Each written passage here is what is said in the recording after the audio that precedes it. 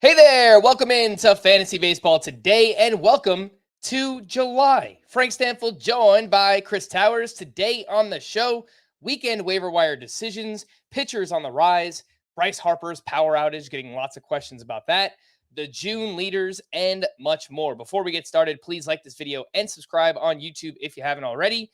And if you're listening on the audio side, download, follow, and leave a 5-star rating on Apple or Spotify. Last week, I nearly blew my voice out, right? Doing karaoke, going out to a concert. So what happens this weekend?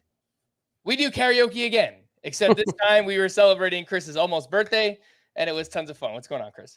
Yeah, it was a lovely moment. Frank Stampfl and our friend Nick Pollock from Pitcher List duetting on A Whole New World. It was really a magical, a magic carpet ride of emotions, I would say.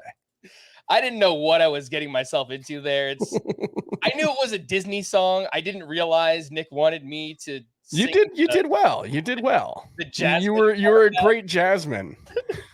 It was a lot of fun, though, and I have my voice, which is obviously the good thing. Reminder that Scott is out this week. Much needed vacation for him. We'll get him back somewhere in the middle of All-Star break week, and I'll have some updates later on this week just in terms of the programming that we're going to be doing throughout the All-Star break. We're going to be doing some fun, different things. Obviously, there's not any games going on, so we'll get creative, do some crazy things. But alas, let's jump in. Holy Toledo!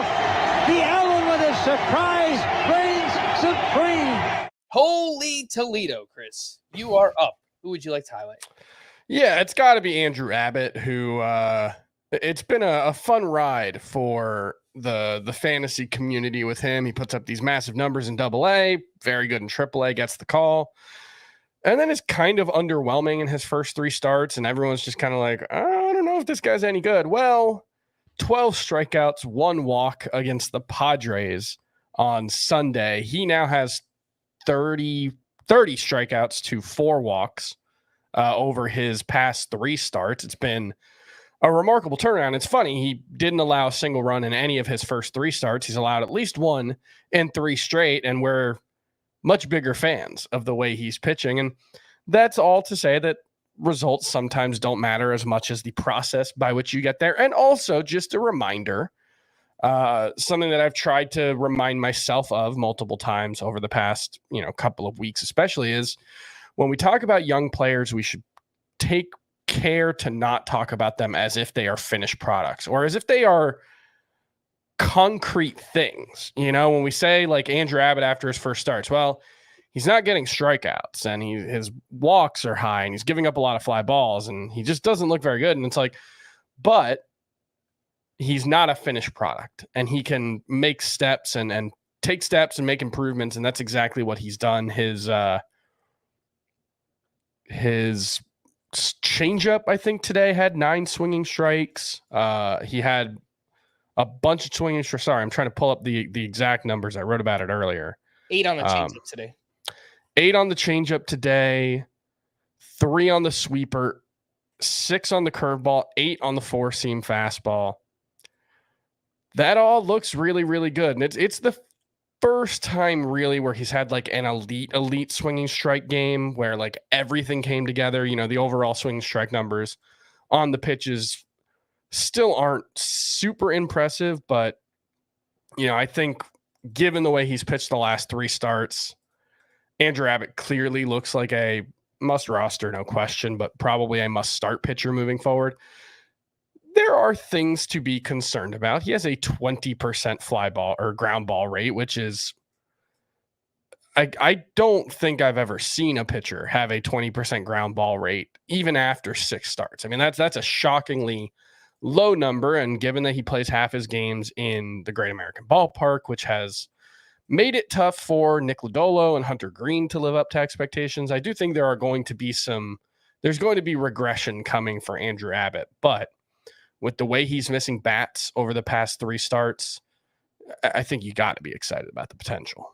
And if he qualified, you mentioned that ground ball rate, he would have the lowest in all of baseball. JP Sears currently has that among qualifiers, 25% ground ball rate for him. Yeah. So I want to be very clear. First and foremost, Andrew Abbott has been amazing. I just want to get out ahead of that. I know Every time he has an amazing start, oh, what are you guys going to say about Andrew Abbott? Look, his first 3 starts, he did succeed, but he kind of did it in a fluky way where he wasn't getting whiffs and he was pitching more to contact. And in the long haul, if you do that as a fly ball pitcher in Great American Ballpark, it's not going to end well. But we have to highlight he's changed. He's gotten better. He's getting more whiffs. He has 12 or more swinging strikes in each of his past 3 starts, culminated by the start this weekend with 25 swinging strikes. That is an elite level performance from Andrew Abbott. So yes, we were hard on him early on, but he's doing things differently now, and he's gotten better over his past 3 starts. And I think that's fair to expect, right? As now, you mentioned, Chris, he's not a finished product, and he's young enough where I would consider him, I would expect him to continue getting better. Obviously, it's not linear, but just on the rise. Basically. Just to put some context on the 20% ground ball rate, there have been over the past 20 seasons, so going back to 2004, there have been 12 instances of a pitcher qualifying for the ERA title with a ground ball rate below 30%. 12 out of 1,472 qualifiers, and that's a 30% ground ball rate. There have been some success stories. Justin Verlander in 2018 had a 29% ground ball rate, 2.52 ERA. That's pretty good. Chris Young had several very good seasons while being an extreme ground or fly ball pitcher. That was a bit of a different situation because he was pitching in San Diego in 2006 and 2007, and then Seattle in 2014. Different offensive environments, very, very different home ballparks than Andrew Abbott's. Those are, Petco Park in the 2000s was one of the toughest places to hit homers, ever in Major League Baseball. So there are reasons to think that there's going to be some regression here for Andrew Abbott, but that's not really I don't really know what you do with that information. If you can trade him for a top 30 pitcher, I think you do that.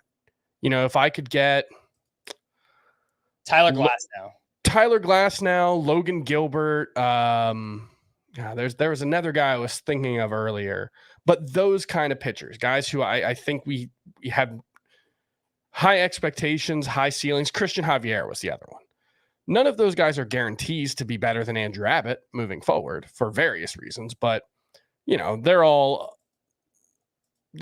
all have their own red flags, but are more established with similar upside. So I would do that, but I think at this point it's got to be a top 30 pitcher. Mm-hmm. That's what we should be expecting if you're trying to trade Andrew Abbott away or sell high on him, which by no means you don't have to do. I have a segment set up later on where we'll talk about pitchers that are on the rise. Andrew Abbott was one of them. And I think Yuri Perez has, even after a bad start this weekend, kind of separated himself as probably the most, I don't want to say reliable, but one of the best rookie pitchers this season. I think him and Hunter Brown are kind of in their own tier right now. And then I'm thinking about it out loud. I think Bobby Miller, Tanner Bybee, and I think putting Andrew Abbott in that mix. Yes, absolutely. Yeah. Bobby Miller has had his own blow-ups. Tanner Bybee has had his own struggles lately as well. So, I think Andrew Abbott's right there with that group. Yeah. Yeah. All right. Oh my goodness gracious. For me is I'm going to go the other way. I'm going to go with a disappointing performance from Luis Severino, who, what do we do with this guy right now? He gave up 7 earned runs. 9 runs total, 7 of those earned over 4 innings pitched at the St. Louis Cardinals. He gave up 2 more homers, 7 hard hits in this game. Velocity down across the board. His fastball was down 1.3 miles per hour. The changeup was down 2.1 miles per hour in the start for Luis Severino. And basically the slider has had nothing this season. The slider and cutter both, yeah. Yeah, the whiff rate on the changeup is also way down this year. And now we're looking at a 6.30 ERA, a 165 whip, 7.7 K per 9 for Luis Severino. He has the track record. It wouldn't surprise me if, again, flip the switch and things just he figures it out. But there is just absolutely no way that you could start him right now. He's going up against the Baltimore Orioles this week. You got to bench Luis Severino for the time being and hope that he figures something out. And I think that's in Yankee Stadium too. So that makes it even harder to do. Yeah, until he shows anything with the slider and cutter, I don't think you can trust him. I mean, even his most recent start before this one was very good. I think it was 6 shutout innings. 6 shutout innings, 4 strikeouts, 2 walks. I think he had 4 swinging strikes in that one, none on the slider and cutter. That means 2 starts in a row, I believe. He has not gotten a whiff on his slider or cutter. Last season, those 2 pitches both had a 40% whiff rate. They were elite swing and miss pitches. They're just non-existent right now. And I think he only threw them like 14% of the time in this one as well. So it's just, there's nothing there. And until he figures that out, yeah, you can't trust him. I don't think I could bring myself to drop him, but this is one of those cases where I can't give you a reason not to, except that it's Luis Severino. If it was a different name, I'd be obviously dropping him. Yeah, so he's still 85% rostered. That was the next question. Maybe in a really shallow 10-team league, if he's the worst pitcher on your team and you really want to pick up like a Tarek Skubal. Yeah, I might. Yeah, that was the one I was thinking of. Tarek Skubal, and even like Reed Detmers, I think is available in like 17% of CBS fantasy leagues. I think I'd rather have Reed Detmers than Luis Severino, but like I'm probably not dropping him for Kyle Bradish, who I think pitches at Yankee Stadium this week. I like Kyle Bradish at home and basically nowhere else. Josiah Gray, maybe he's doing some interesting things, but certainly I don't think has the upside of Luis Severino if he figures it out. So given that the All-Star break is coming up, we have 1 week and then we get, that half week. Things aren't so dire that you need someone probably. So I would still try to hang on to Luis Severino. All right. Oh my goodness gracious. The team that scored the most runs in a game this weekend, the Phillies, they scored 19 runs on 18 hits on Saturday. And highlighting a few performances in that game, Alec Boehm went 4 for 5 with a double dong. He is now up to 9 home runs on the season. Kyle Schwarber went 2 for 5 with his 22nd home run. He's played better since the start of June. Nick Castellanos continues his fine year, 3 for 4 with his 11th homer on Saturday, and then came back and hit his 12th home run on Sunday. But the name I want to highlight here, Chris, is Bryce Harper. 2 for 5 with 2 runs and 2 RBI on Saturday in that game. And we've been receiving questions about Harper's lack of power. He's still batting .286. He's got 5 steals. So he has provided value across the board. He only has 3 home runs so far. The ISO is a career low at 106. He's hitting more ground balls than ever before. And his average exit velocity, 90.7. That's good, but it's not Bryce Harper good. With all that being said, this dude came back from a major elbow injury much faster than we thought he was going to be. So I think this is just one of those situations, Chris, where people want us to acknowledge that Bryce Harper is struggling to hit for power, but there's not really anything actionable or anything that we can tell you outside of the fact that he's Bryce Harper and hopefully he starts to hit for power. But everything else looks really good so far for him. Yeah, I really don't have. I mean, it's worth keeping in mind back in March when we were previewing the season. If you had told us Bryce Harper would be on a rehab assignment right now, we'd probably be like, okay, yeah, that seems like a pretty good outcome. Instead, he's 226 plate appearances into his season. So, you got to keep that context in mind. He's not hitting the ball in the air as much. He's not pulling the ball as much. He's hitting the ball more to the opposite field than usual. That's going to lead both of those to less power than you're expecting. But I tend to think moving forward, he's going to figure it out and be perfectly fine. And I would be looking to buy it, obviously, if that's possible. I know he's utility only as of now. There was a report over the weekend that he could start to play some first base as soon as this week, even before the All-Star break. So some good news there for Bryce Harper. Looking at projection systems on Fangraphs, all of them still have him for between 11 and 14 home runs the rest of the way. So that's pretty valuable over a 2.5 month stretch. So again, if you could buy on Bryce Harper, it's something I would look into doing. A few quick heads ups. Heads ups. I don't. That's heads ups. Heads are up. We have new YouTube thumbnails. So if you see our videos and trying to figure out, whoa, what's going on? Is this the right thing? Yes, we have some new YouTube thumbnails with our faces on them. So you should enjoy. And so just if you see a new picture, that's basically what we're working with on YouTube. And we will be live on Tuesday night on July 4th going into July 5th. by the time we start. It's already July 5th. But in case you are around and you want to hang out, please have fun, but be careful on July 4th. Some waiver wire hitters. Let's run through some of these names and the outfielders that stood out from this weekend. Andrew McCutchen went 3 for 5 with his 10th home run on, I want to say that was Friday. Expected numbers, very good for McCutchen this year. He's just flying under the radar, nearly on pace for a 2020 season. Tommy Pham went 3 for 4 with his 9th home run on Friday, and then went 3 for 4 on Sunday as well. He is Scott's number 2 sleeper hitter this week. Andrew Benintendi went 2 for 4 with 2 RBI on Friday, and since being moved to the leadoff spot, that is 15 games, he is batting .350 with 7 doubles and a stolen base. No power. 0 homers during that time. And the other name is Jarren Duran, who went 5 for 5 with 4 doubles and 3 runs scored on Sunday. He's still batting over 300. He's got 15 steals. The problem, he's not playing as much as he was earlier on in the season. Chris, how would you rank this group? McCutchen, Tommy Pham, Benintendi, and Jarren Duran.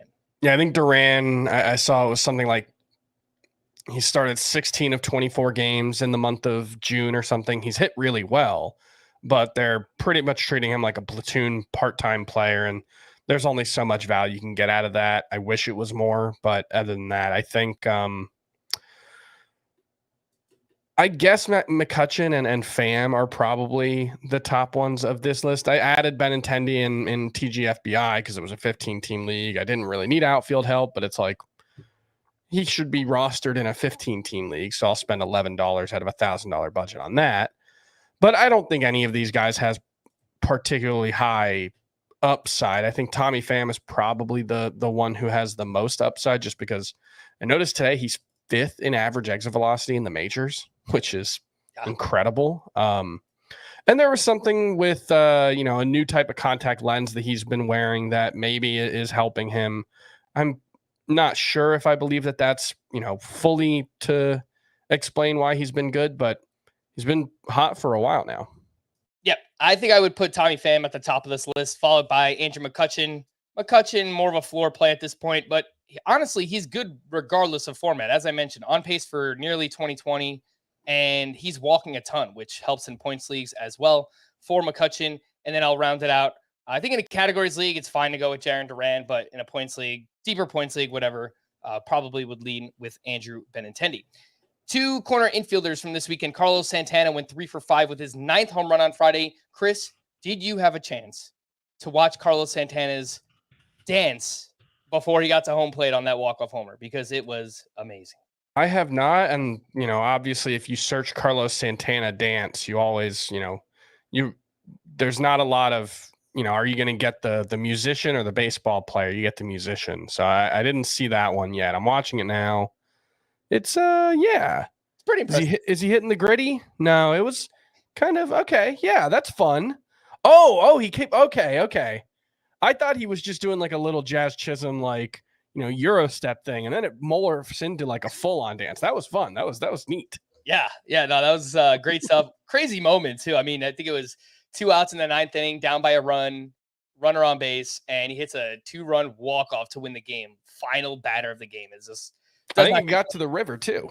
Yeah, does not get much more clutch than that for Carlos Santana. The other name is Spencer Torkelson. He went 2 for 3 with his 12th homer on Sunday. He has 4 homers over his past 5 games. He's 55% rostered. And the Tigers have the 5th best hitter matchups this week, according to Scott. Chris, if you have to choose between one of these, it might be like a 12-team roto league with a corner infield spot. But Santana versus Torkelson.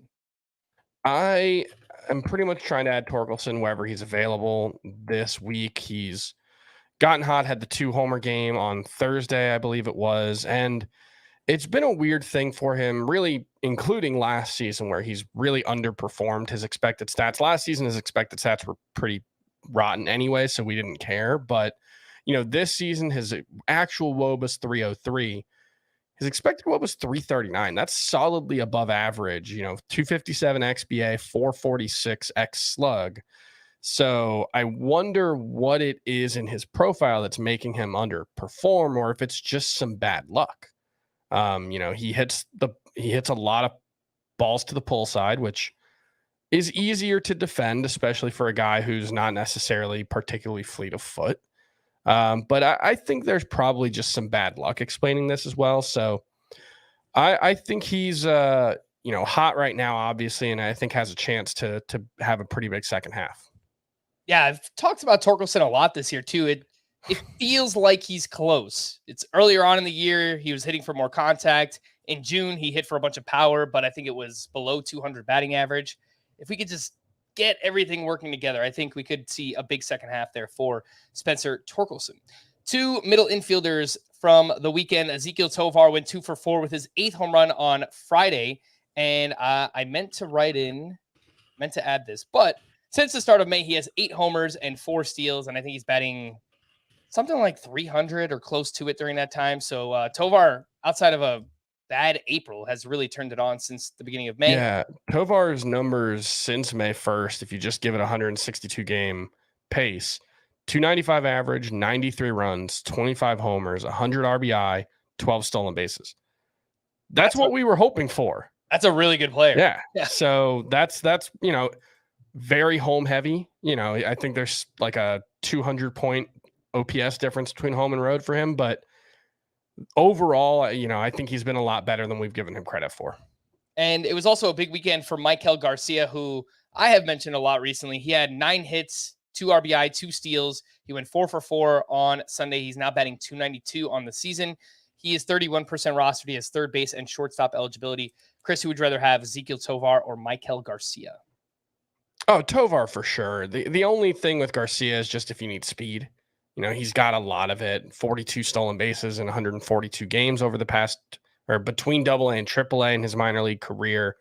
And, I think he's got like a 279 expected batting average since making the major. So the 292 actual average he has doesn't seem that far-fetched. I don't think you're going to get much else except a pretty good batting average and a lot of steals. All right. A few names in deeper leagues. Anything to see here? Andy Ibanez went 2 for 4 with his 6th home run on Friday and actually hits the ball harder than you think for a middle infielder utility type. The expected numbers look pretty good for Andy Ibanez as well. Drew Waters is on a tear right now. His last 10 games, 389 batting average with 2 homers and 3 steals. Nick Gonzalez went 2 for 4 with his 2nd home run of the season. I think that was on Saturday. 414 feet to straightaway center field. Pretty impressive for Gonzalez. Brandon Belt 2 for 4 with a double dong on Sunday. Matt Vierling is hitting very well since returning from the IL. And yes, those are all the names. So Vierling, Belt, Nick Gonzalez, Drew Waters, Andy Ibanez. Chris, anything to see here in those 15-team leagues? Yeah, Belt has, like Tovar, very, very bad April, but has hit pretty well since then. The problem is he just does not play every day or anything close to it. And so there's only so good he can be. But, the 2-homer Sunday, that was a good sign. I think he has some value in a daily lineups league, but that's probably about it. Mm-hmm. Drew Waters, I was trying to add in a few of those 15-team 5 outfielder leagues. He hits the ball really hard. He's got some power and speed. He strikes out a lot. So that's likely going to limit the batting average there for Drew Waters. And I also added Nick Gonzalez in a few of these deeper leagues. I know he hasn't lived up to expectations. He was a 1st-round pick a couple of years ago. He still does come with a lot of prospect pedigree, and he's playing every day. So that's kind of half the battle in leagues that deep. Want to see what Nick Gonzalez can do moving forward. And just wanted to quickly mention, there's not a much worse feeling than this, Chris. Missing out on a player in FAB by $1, especially in a $1,000 FAB league. Yeah. What are the chances? I had a $47 bid in on Jordan Westberg in my 15-team NFBC main event league. He went for 48. That's rough. So rough. I am very upset, trying to keep it together. Let's take our first break, and when we return, we'll talk about some waiver wire pitchers here on Fantasy Baseball Today. Someone hunted a hunter. This is the work of a serial killer. Pickett thinks he can do a cop's job. Drop your weapon! Stand down! No one trusts a lone man in the wild. Joe Pickett Season 2 is now streaming on Paramount+. Use promo code Pickett for 1 month free trial. Credit card required. Terms apply. Welcome back to Fantasy Baseball Today, and a quick reminder to sign up for our newsletter. It is absolutely free. You could go to cbssports.com/newsletters. You punch in your email address, you click on the FBT logo, and you click subscribe. It's as easy as that. Get delivered to your inbox every day. Chris, I know that you're working on it for this weekend. What are some of the things people can expect to see in the newsletter? Yeah, I do the Monday and Friday editions. So tomorrow you'll have my thoughts on all the top waiver wire starting pitchers, the biggest performances of the weekend, stuff like that. So big weekend recap. And then on Friday, I do a big weekend preview. So yeah, good stuff. Good stuff indeed. If you're watching us live on YouTube, you can scan the QR code. Again, that will take you right to the website where you can sign up for the FBT newsletter for free.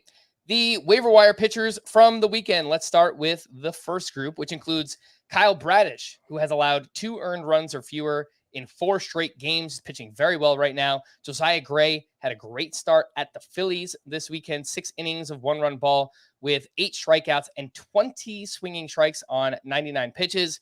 Michael Soroka had a successful return to the Braves rotation, a quality start up against the Marlins, 6 innings of 3-run ball with 7 strikeouts and 13 swinging strikes for him. And Jack Flaherty, we talk about a lot as he's up and down. I know we mentioned him, like you could drop him a couple of weeks ago.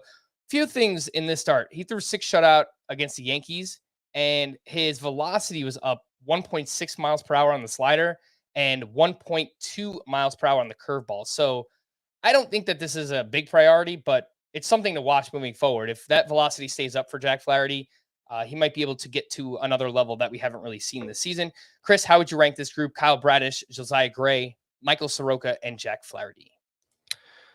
I think I would go Gray, Bradish, Flaherty, Soroka, but Bradish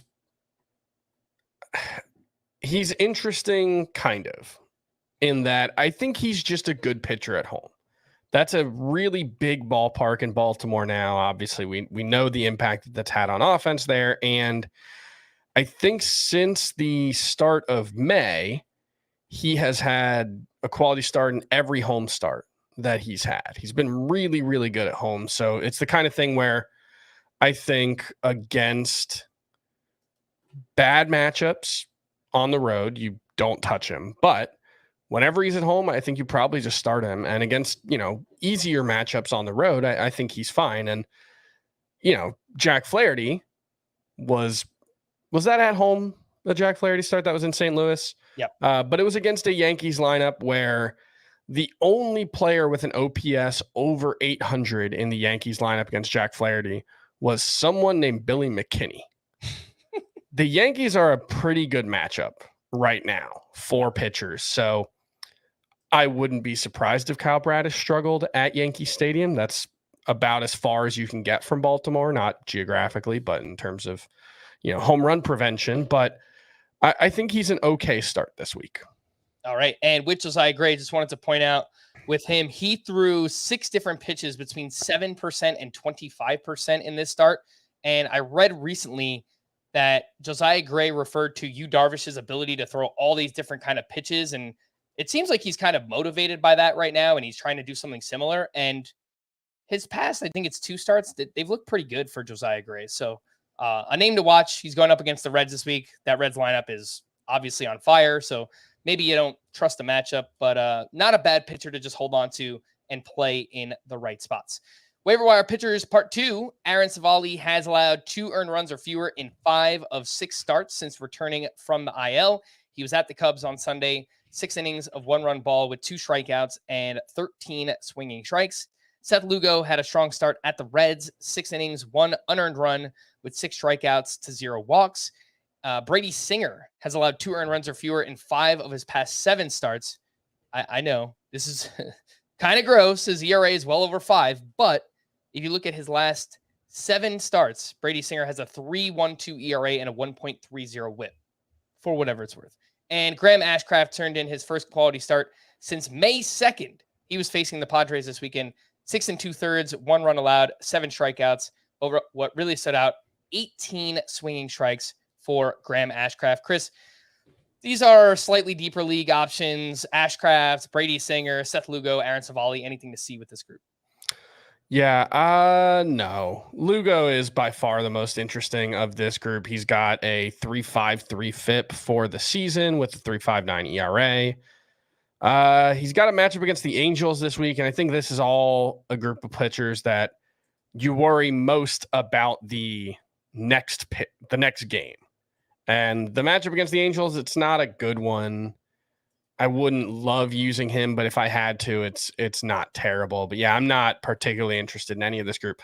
I do want to go back to Josiah Gray for 1 second because I did have a note on him. He introduced a sweeper on June 9th and has been throwing his sinker more in that span. He has a 3.81 ERA, 31 strikeouts, and 28 innings of work. I believe that's over 5 starts. It's not overwhelmingly dominant, but it reminds me of Mitch Keller last year, where you saw him make all these adjustments. He wasn't refined. He hadn't figured it all out, but like all of a sudden he's at least limiting hard contact and he's getting some strikeouts and he's limiting walks. And the overall package isn't elite by any means, but Josiah Gray had his best whiff rate of the season overall in the month of June and his lowest average exit velocity allowed in the month of June. So certainly some improvements there. I would prioritize him over anyone in this group for sure, part 2. But among this group, Seth Lugo is the only one I really have any interest in. Yeah, I think Seth Lugo needs to be rostered in at least all points leagues because he is SPARP eligible. So 45% rostered. I would have to imagine there's a few more points leagues out there where Seth Lugo is available. So go out and check to make sure that he is not available in your points league. And Aaron Savali, if you're just playing the matchups, he's facing the Royals this week, who are 25th in WOBA against right-handed pitching. 3 names in deeper leagues. Christopher Sanchez has pitched well for the Phillies. He threw 6 innings of 2-run ball with 6 strikeouts and 15 swinging strikes this weekend. Cutter Crawford pitched well at the Blue Jays. 5 2/3 innings, 2 runs, 5 strikeouts, and 14 swinging strikes for him. And Ryan Nelson has tossed back-to-back 7-inning quality starts. He was at the Angels this weekend, 7 1/3, 1 run, 6 strikeouts there. Chris, anything on this group in deeper leagues? Ryan Nelson, Cutter Crawford, Christopher Sanchez. I think I like Sanchez better than anyone from the previous group except for Seth Lugo. I'm not 100% sure why he's been better so far. I mean, it's only 4 starts, so it might just be it's 4 starts. But, obviously he's throwing a similar 3-pitch mix as he did last season, funny enough, with less velocity than he did a year ago. However, the one thing that did jump out to me when I was researching him is there has been an increase in the separation between his fastball and changeup velocity. Last year was 8.6 miles an hour. This year, even though he's throwing his fastball 1 mile per hour lower than he did last year, the difference between that and his changeup is 10.2 miles per hour. And he's gotten to a 46.9% whiff rate with the changeup. The peripherals, pretty good so far. So if he can be an average to slightly above average strikeout guy, I think Christopher Sanchez is pretty interesting. Yeah, I think he's interesting as well. He's 4% rostered. He has SPARP eligibility if you do play in a points league as well. The problem with the matchup is that he's at Tampa Bay, who they've slowed down a little bit recently, but still, one of the most scariest offense. And that's at Tampa Bay. They're crushing it at home too, especially. So might be a name that you pick up in a deeper league, Christopher Sanchez, but I don't think you're going to want to roll him out there with that matchup this week. A few other pitchers that are on the rise. We spoke about Andrew Abbott earlier and how great he's been. The same could be said for these next 3 pitchers. James Paxton, he walked into Toronto and he did big maple things. He was awesome. 7 2/3 shutout with 7 strikeouts and 15 swinging strikes in that matchup. Bailey Ober had a great start at the Orioles. 7 shutout innings, only 2 hits allowed with 8 strikeouts. He lowers his ERA to 2.7 with a .95 whip. Ober has been awesome for the Twins. And the same thing could be said for Reed Detmers. He has 8+ strikeouts in 5 straight starts. Going up against the Diamondbacks this weekend, 6 innings, 2 runs, 9 strikeouts with 17 swinging strikes. And a similar trend to what we saw recently, that slider velocity remains down, but I think it's a good thing for Reed. I think it's intentional. Yeah, I think it allows him to execute the pitch better, and that's why we're seeing better results here. Chris, how high can you see these names maybe climbing in your rankings? Because Detmers, Ober, James Paxton, they've all been fantastic when on the mound this year. Paxton's, Well, not as much Detmers. It's more recent. yeah. Paxton's an impossible player to rank, I feel like, because I feel pretty good that he's going to be like a top 30-ish starting pitcher moving forward. Like, if you just ask me their next start, who do I think will be better? Let's say they have the same matchup. One goes against the 15th best offense. One goes against the 16th best offense. James Paxton or Logan Gilbert, who I still have ranked right around 30. I think you got to take Paxton at this point, right? I mean, and we should underscore how impressive and how I think welcome this performance was from James Paxton. Because remember, he left his previous start with that knee issue. Obviously, given his track record, James Paxton leaving a start with an injury is just, oh no, this is it. Well, he threw 110 pitches. It was his most since April of 2019. And his velocity was up in this one, despite throwing 110 pitches and leaving his previous game with an injury. So all very, very good signs for James Paxton. Detmers... so he's throwing his slider with less velocity. He's getting more drop on that pitch as well. That's I think a specific change that he's made. He's also throwing his curveball a lot over his last 6 starts. And the results overall, 45 strikeouts to 12 walks over his past 36 and 2/3 innings. The curveball has done a better job of limiting hard contact than the fastball or slider. Obviously, the fastball and slider get a bunch of whiffs. So I think that finding the right balance has been a key for Reed Detmers. The problem is for week 15, whatever, this is week 15. He's going to be ranked pretty low because it's a 5-game week and I'm pretty sure he's not pitching this week for the Angels. So that's the bad news for Reed Detmers is probably won't see him until after the All-Star break if I'm reading the schedule correctly. So that's not great. But yeah, he's awesome. And then Ober, I don't know why does Bailey Ober not get the same love that Joe Ryan does? Yeah, he's kind of Joe Ryan light. Technically, his ERA and WHIP are better than Joe Ryan at this point. And his peripherals don't match what he's done, but we're also going on, I think it's 24 starts, 130 something innings of like a 2.9 ERA.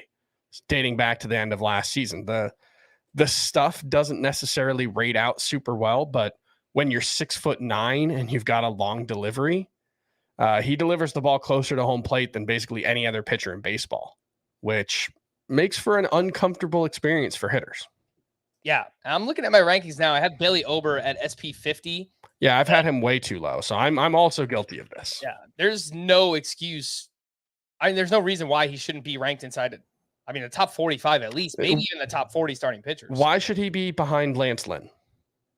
Oh, I mean, I had Lance Lynn, I think, at like SP 70, so he's been plummeting down the rankings. But like that kind of like I'm guilty as well of not taking Bailey Ober seriously enough, and it's partially just because the peripherals don't match up, but he's outperformed his peripherals consistently enough in his career that there's something there. You know, it's a little Tony Gonsolin-esque.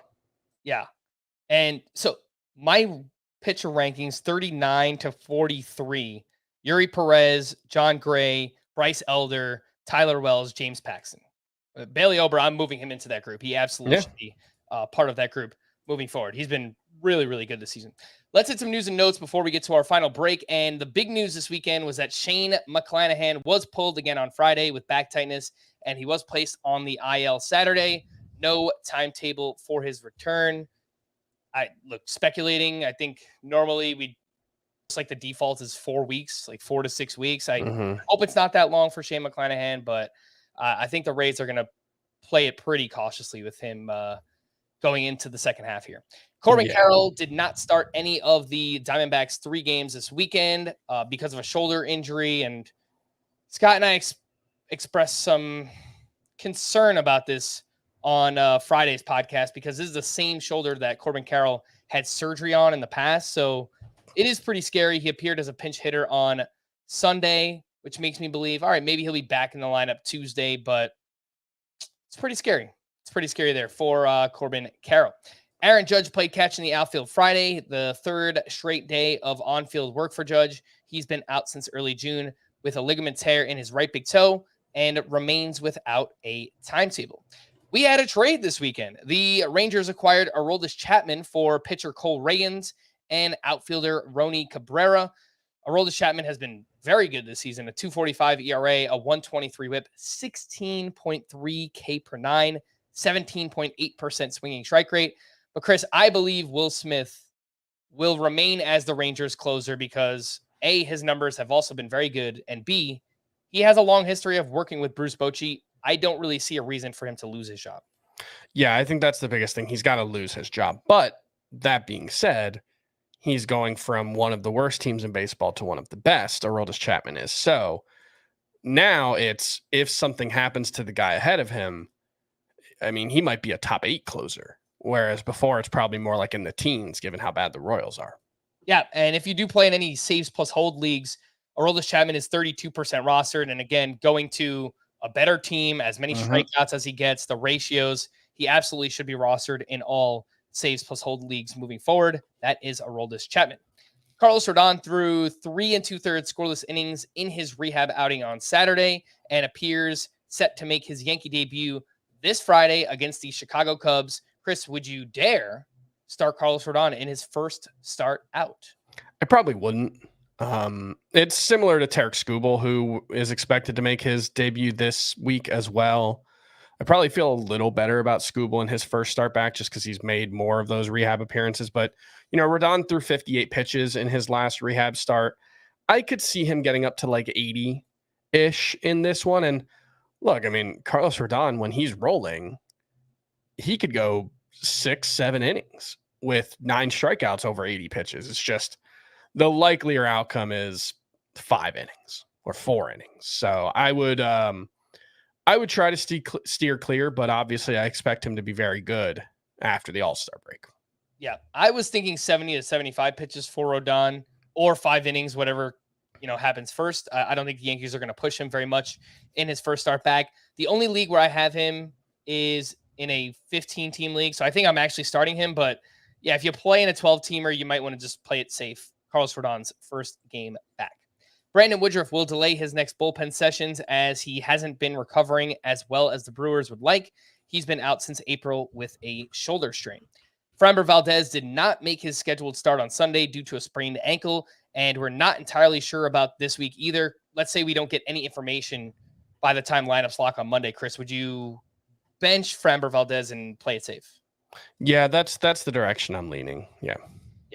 All right, Clayton Kershaw could be placed in the IL Monday, though we don't know for sure. He's been managing left shoulder inflammation over the past couple days.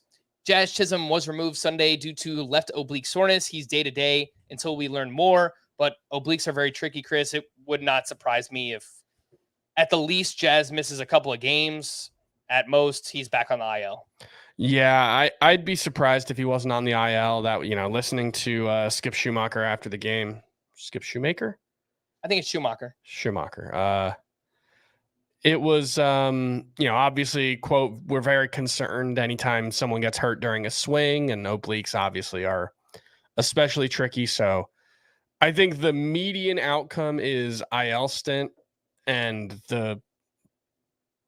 unfortunately, I would say the likely outcome is, we're looking at 4 weeks. Gosh. I mean, So that's kind of the default with oblique injuries. Yeah. Sometimes it's only 2 weeks, sometimes it's a few days, but they tend to be really tricky, and you have to be really careful with them because you can't really do anything in baseball without your oblique, because every baseball motion, right, is twisting your trunk, as they say, and the oblique's a big part of that. So yeah, the Marlins, I mean, the Braves were very, very rude to the Marlins this weekend. I did not appreciate that. And it was very much oh, you're not there yet. Yeah. And in fairness, Braves are the best team in baseball. It's annoying. They're so much better than everyone else, it seems. The Marlins need to make some multiple trades if Jazz Chisholm's going to miss time. Eduardo Rodriguez will make his return Wednesday against the A's. He's still 89% rostered. And rightfully so. People held on. The numbers this year were awesome for Eduardo Rodriguez. And that's a pretty good matchup. If you really don't have a better option, I could see throwing Rodriguez out there this week against the Oakland A's. Phillies manager Rob Thompson suggested Friday that Bryce Harper could see action at first base before the All-Star break, meaning this week. Nick Lodolo will begin a rehab program on Monday. He's been out since early May with a stress reaction in his left tibia. He's 59% rostered. Still sounds like we won't see Nick Lodolo until August at the earliest, but he still does possess quite a bit of upside. So if you have an IL spot available and he's, stash him for sure. Absolutely. Bryce Miller left Friday's start early with a blister on his right middle finger. His next start is also in doubt, so you might want to bench Bryce Miller this week. Yeah, they called up someone from AAA, Darren McCann. I don't know how you pronounce McCann. Might be McCann, but he's on the taxi squad and seems likely as a Miller replacement. So I wouldn't expect Bryce Miller this week. Mackenzie Gore left his start Saturday with a blister on his left middle finger. It remains unclear whether he'll make his next start, but he has slowed down quite a bit. You probably want to bench Mackenzie Gore anyway. Mm-hmm. Tarek Skubal will start Tuesday against the A's, his first start since August of last year. He's 65% rostered, could be out there in some shallower leagues. So go make sure, check if Tarek Skubal is available. Alek Manoah made another rehab start Sunday at AA. How did it go? 5 innings of 1-run ball, 10 strikeouts. All right, Chris. Progress. Yeah, I watched some of the highlights of it, and it seemed like it was all fastball for the strikeouts, which, I mean, that's good. You want to see Alek Manoah overpowering AA hitters, but I think the biggest key for him is going to be the slider, which has really lost effectiveness since he was a rookie. And, I didn't see any of that. That's not a reason not to add him, though, if he's available in your league. I think he remains a fine stash. Nestor Cortez threw a bullpen session Friday and is scheduled to throw again on Monday. He was placed on the IL June 8th with a left rotator cuff strain.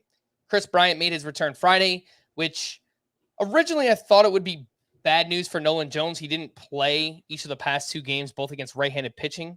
And I saw the YouTube chat talking about how Nolan Jones was away for his brother's birthday.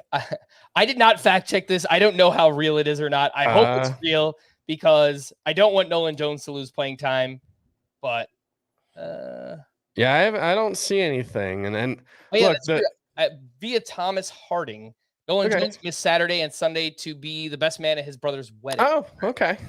All right. Because my initial reaction was well, that doesn't make any sense that the Rockies would bench Nolan Jones, except it's the Rockies and they do things that don't make sense all the time. So I can absolutely see it, but that's a good note. And I will add that to my story as well. All right. Good stuff there. Isaac Paredes left Sunday's game with left rib discomfort. It's unclear if he'll miss any additional time. Trevor Story is scheduled to take live batting practice Tuesday. We previously heard that he might be able to return in August, though Alex Cora would not offer a timeline. Garrett Whitlock was removed Sunday due to right elbow tightness. He was on the IL earlier this season with ulnar neuritis in that same elbow and will undergo an MRI on Monday. Daniel Hudson made his return Friday through a scoreless inning with 2 strikeouts. He's 24% rostered and certainly could factor into the save situation for the Dodgers. So if you play in a deeper league and you're desperate for saves, the name there is Daniel Hudson. Hyunjin Ryu is set to begin a minor league rehab assignment Tuesday in his return from Tommy John surgery. He made 6 starts last year, had a 5.67 ERA and a 1.33 WHIP.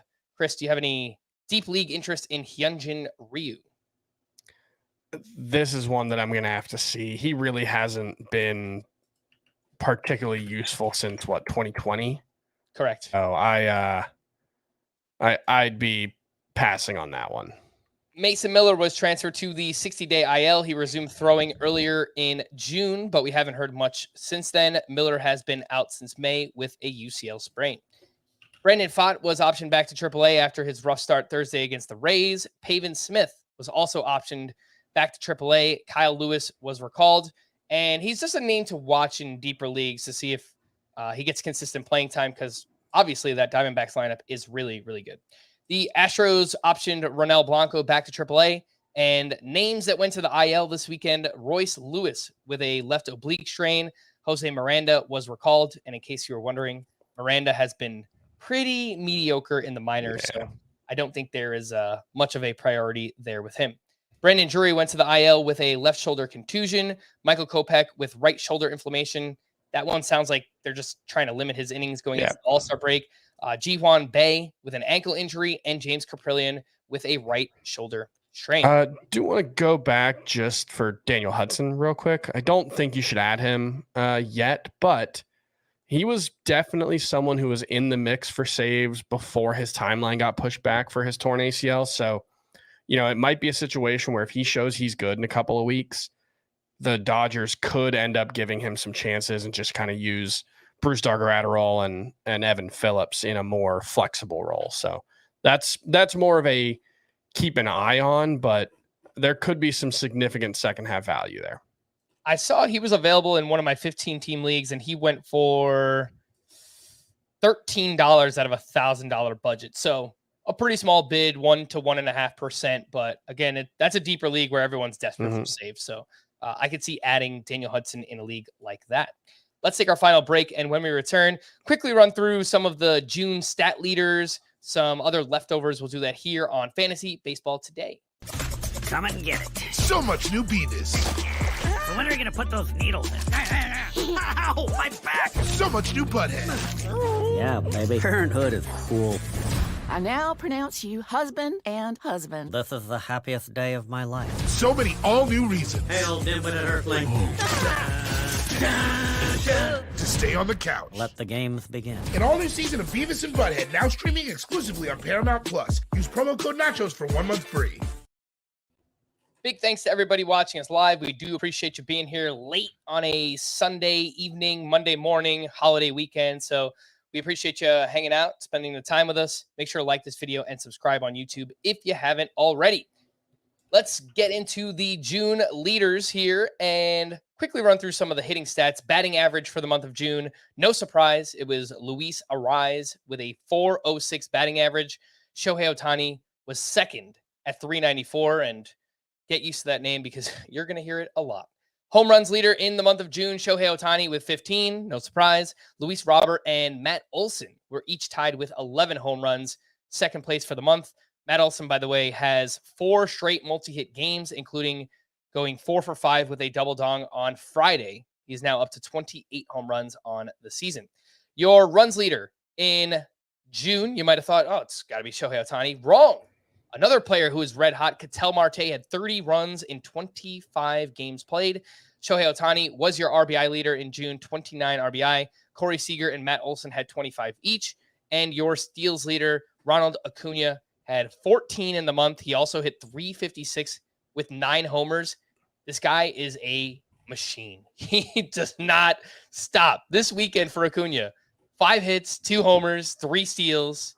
He's up to 21 home runs and 39 stolen bases on July 2nd. That's about halfway through the year. I mean, this guy's on pace for almost a 40-80 season. It's crazy. It's crazy what we're seeing right now, Chris. Anything you'd like to add on these stat leaders from June? If you bet on Ronald Acuna and Shohei Ohtani to be the MVPs this season, things are looking pretty good. There's nothing new to add about any of these guys. Ohtani, I realized today, is third in average exit velocity as a hitter, and third, the top 3% in average exit velocity as a hitter. He's in the top 7% in average exit velocity allowed as a pitcher. What do you say? He's remarkable. Not much else to say there. Your pitching leaders in June. The ERA leader was Yuri Perez with a .32 ERA, and then he got destroyed on July 1st. We'll talk about that in just a little bit. Your whip leader, no way. If I would have told you this back in April or May, you would have said, Frank, you are crazy. Blake Snell, your whip leader for the month, 0.68. Wins leader, Taijuan Walker. He had 5 wins in the month. He also did that with a 1.50 ERA and nearly a strikeout per inning. Your strikeouts leader, this one should not surprise you. Again, it's Blake Snell, 53 strikeouts. He has double-digit strikeouts in 4 straight starts. And your saves leader in the month was Jordan Romano with 12. Chris, if you want to use this as an opportunity to just get into Yuri Perez and what happened this weekend, feel free. But any thoughts here on this group? That outing for Yuri Perez, he gave up 6 earned runs on 1 out recorded against the Braves. It was so bad that you can't say anything about it. Like, he was overperforming his peripherals, and now his numbers are more in line with his peripherals. So I guess we got all the regression out of the way, and he only added 1/3 of an inning to his innings total. So I would imagine that was the last start he'll make before the All-Star break. I would guess we'll see him like the 18th of July or something. I think is like the 5th turn through the rotation for the Marlins after the break. I would expect we'll see him around then, maybe a little later. Maybe it's a blessing in disguise, except that it ruined your ERA this week. Yeah, or if you start him in a points league, I don't know what that is, but I'm sure it was negative. Not a lot. Yeah. So Yuri Perez gave up 6 runs and recorded just 1 out.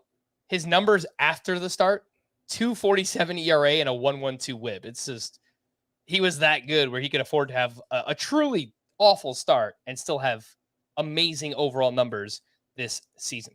Start, sit, or drop these pitchers. We spoke about Luis Severino earlier. Taj Bradley, he is struggling. He has allowed 11 earned runs over his last 2 starts. He was at the Mariners this weekend, 3 1/3 innings, 5 earned runs in that start. He still gave you a bunch of swinging strikes. He still gave you a bunch of hard contact allowed, and that kind of seems to be where we're at. I don't want to say the 3 true outcomes pitcher right now, but I guess if there was such a thing, getting strikeouts, walking too many, and giving up a lot of hard contact, that kind of is who Taj Bradley is right now. Chris, what do we do with Taj Bradley? Yeah, the walks overall, the walk rate is not too bad, right? It's like 7%. That's actually decent. The problem is, as it was in this one, on Sunday, he allowed 16 balls in play with an average exit velocity of 94.4 miles per hour. For some context, Matt Olson is 6th in the majors with a 94.4 mile per hour average exit velocity this season. So it's just getting crushed. I wouldn't be surprised if the Rays sent him down after this one to try to, give him some extra time and figure things out. Obviously, we know how that's gone for him. I don't really know what to make of it, except that he's just a work in progress, and it's going to be inconsistent moving forward. So that's frustrating.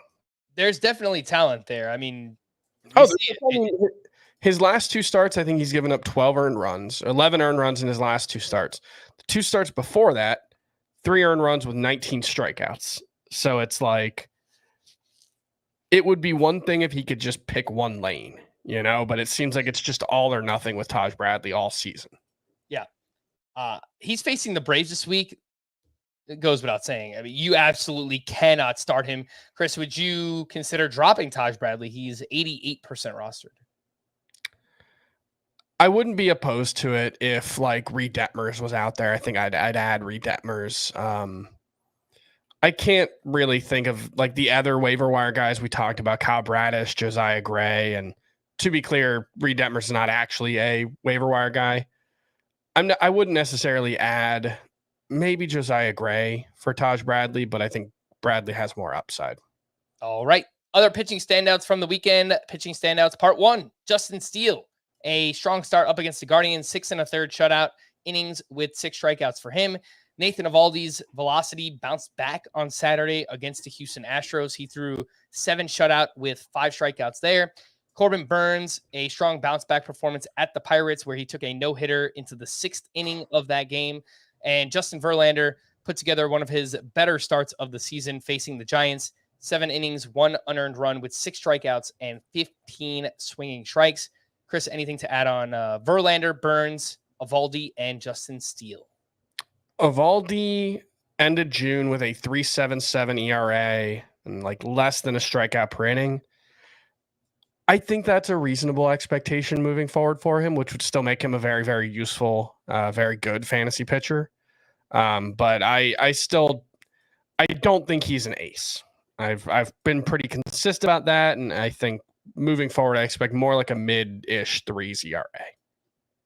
All right, pitching standouts part 2. Tanner Bybee tied a career high with 9 strikeouts at the Cubs. Sonny Gray turned in his first scoreless outing since April 24th. He threw 6 shutout innings with 7 strikeouts. And did change the pitch mix a little bit in this one. He scrapped the sinker. He used mostly a four-seam fastball, a sweeper, and a curve. And those breaking pitches are Sonny Gray's best whiff pitches. So nice to see that out of him at the Orioles this weekend. And Jordan Montgomery had his revenge against the Yankees. 6 2/3, 1 unearned run with 6 strikeouts in that one. Chris, anything on Montgomery, Sonny Gray, and Tanner Bybee? It's good to see Bybee, after sort of sliding a little bit, put together a very good start. I like to see that. And I think he's going to be pretty good moving forward. He's in that, I think we put him in like that second tier of rookie pitchers, which probably means like 60th overall at starting pitcher moving forward, in that range. Not much to add on Gray or Montgomery. I think they're both just good. Not great, but good. Fair enough. Some hitting standouts. Spencer Steer cannot stop mashing. Hit two more homers this weekend, including a walk-off shot on Friday night. Awesome camera angle, too. If you haven't seen it, Chris, go check out that Spencer Steer walk-off. It was amazing. Byron Buxton went 2 for 4 with a sock and a shoe on Friday. His 14th home run and 7th steal. Masataka Yoshida went 3 for 4 with a sock and a shoe on Friday as well. His 9th home run and 4th steal of the season. He was not in the lineup Sunday after getting hit by a pitch on his leg on Saturday. Again, that was Masataka Yoshida. Mookie Betts is getting ready for the home run derby. He went 4 for 4 with a double dong on Friday. He's now up to 22 home runs this season. Randy Arozarena is heating back up. He hit 2 homers this weekend. Manny Machado went 2 for 5 with a double dong on Saturday. Matt Chapman went 2 for 3 with a sock and a shoe. His 11th home run, his 3rd steal. He's still hitting the ball hard, but it hasn't really translated to fantasy production. There might be some unluckiness there for Matt Chapman. Rafael Devers, back-to-back 3-hit games on Saturday and Sunday. A rough June for Josh Lowe, but maybe this weekend will help him get back on track. He had 4 hits, a home run, and a steal. He's up to 12 homers and 19 steals overall. Chris, do you have any quick thoughts on Josh Lowe? Because we've been getting lots of questions on him. Obviously, his April was amazing. His May came back down to earth a little bit, but was still very good. And then his June, he just completely plummeted. Your thoughts on Josh Lowe?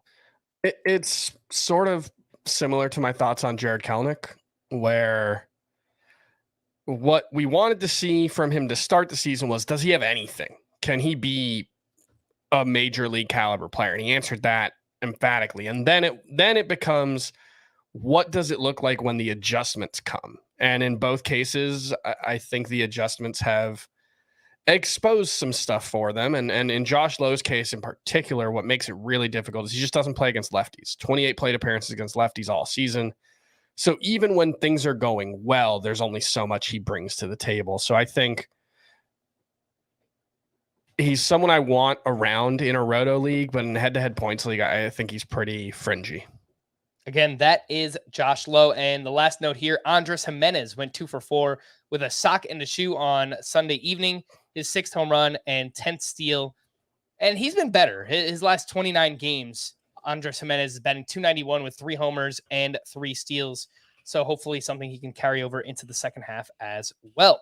Some bullpen updates here for the Nationals. Hunter Harvey picked up 2 saves this weekend and basically just looks like the guy right now for the Nationals. He's 22% rostered. If you need saves, again, the name there, Hunter Harvey. For the Rockies on Friday, Pierce Johnson pitched a clean 9th inning for his 13th save. Justin Lawrence last pitched on Wednesday, so theoretically, he should have been available, I would have thought, on Friday. And then on Saturday, Pierce Johnson entered in the 10th inning with the game tied, and the Manfred man on second base, he gave up 3 runs on 3 hits, took his 4th loss. It's a mess. Pierce Johnson is not very good. I just kind of wish the Rockies would devote it to one player, Justin Lawrence or Daniel Bard, whoever it might be, but it's just kind of a mess right now.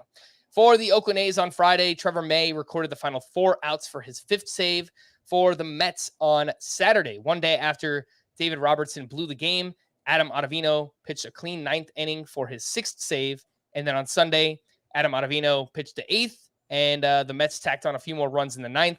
David Robertson did pitch in the bottom of the inning with a 4-run lead, so no save there, but he did strike out 2, and he looked much better in that outing. For the Diamondbacks on Saturday, Scott McGough back at it after blowing Wednesday night's game. He walked 2, but picked up his 7th save of the season. Still seems like he's the leader for the Diamondbacks, but I would expect them to make a trade at some point. For the Twins on Sunday, Yohan Duran entered in the 8th inning with a 1-run lead. He gave up 2 runs on 3 hits, took his 3rd blown save and 3rd loss. For the White Sox on Sunday, Kendall Graveman was unavailable. Gregory Santos pitched in the 9th. He gave up 2 runs, but picked up his 1st save. And for the Guardians on Sunday, Emmanuel Clase got the 9th inning with a 4-run lead. He gave up exactly 4 runs, not even a save opportunity, and he gives up all 4 runs to tie the game. It's been a little, I can't say disappointing because I think he leads the league in saves, but he has not been as lights out as he has years past. 100%. He's been less effective this season than what we hope to see for sure. I mean, a 121 whip is bad for a closer. A 3.40 ERA now is not great. And the thing is, the ERA has been pretty good for most of the season, but the xERA and the peripherals have suggested he was getting a little lucky. And now it's caught up to him. The strikeout rate is right around average, which sounds better than it is for an elite closer. You know, this is a guy who's typically in the 27 to 29% strikeout rate range. He's at 22.6 right now. And the slider in particular, velocity's been down about a mile per hour on the cutter, but the slider whiff rate has dropped from 43% to 34%. So there's, I think, legitimate concern that Class A is not bad, but not an elite closer right now, which is concerning. Let's wrap up with to stream or not to stream. We'll start with Monday, which is a smaller slate of games. The names are actually okay. I think Brian Wu at the Giants, Drew Smyly at the Brewers, fine with that. They're really bad against lefties. And even Domingo Germán versus the Orioles, I think it's fine. Yeah, I could see, obviously, Germán having a good start. I like Brian Wu, but Germán's probably at the top of the list, I guess. I don't know. Don't want to fall for it. I like Brian Wu more just based on the whiffs that he's getting right now. So I put him at the top, followed by Drew Smyly, Domingo Germán. Julio Teheran is fine up against the Cubs, too. Again, more regression is coming for him, but it's not a terrible matchup against the Cubs. On Tuesday, looking up and down, there's actually a lot of interesting names here. Emmett Sheehan versus the Pirates. I think that one's really good. Mm-hmm. I think Tarek Skubal versus the A's. Yes. Kenta Maeda. Yeah. Versus the Royals. That's really as good. Much about the Royals as Kenta Maeda, but the Royals are a disaster against right-handed pitching. I think they're bottom 3 in WOBA and strikeout rate. Well, top 3 in strikeout rate, I guess. Yeah, there's even JP France at the Tigers is really good. Kyle Hendricks at the Brewers is fine. Wade Miley versus the Cubs is okay. Tarek Skubal versus Oakland. Yeah. Yeah, so I think Sheehan, Skubal, and Maeda are the top 3. But if you miss out on those, I think JP France at the Tigers, Kyle Hendricks at the Brewers, and Wade Miley versus the Cubs. I think all those names are fine on the 4th of July. We're going to wrap there. For Chris, I am Frank. Thanks as always for tuning in to Fantasy Baseball today. Please make sure to follow and leave a 5-star rating on Apple or Spotify. We'll be back again tomorrow. Bye-bye.